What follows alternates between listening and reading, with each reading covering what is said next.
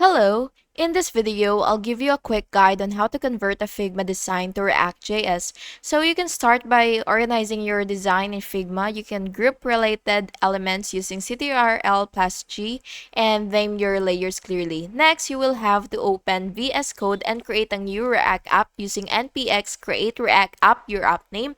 And in Figma, you can click on any element, then look at the right sidebar under the Design tab to get design, to get size. However, if you do not see the Design tab, then it's probably because you do not have the full access or the full version of the website. So you have to make sure that you do have the full access before proceeding to the next steps.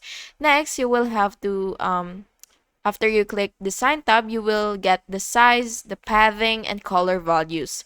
Write corresponding JSX and CSS or Tailwind classes based on those properties.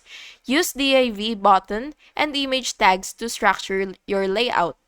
And this is also, you can also use the Figma plugin if you would want, which is Figma to code or Anima to speed things up. And that's it. Please make sure to like and subscribe if you found this video helpful.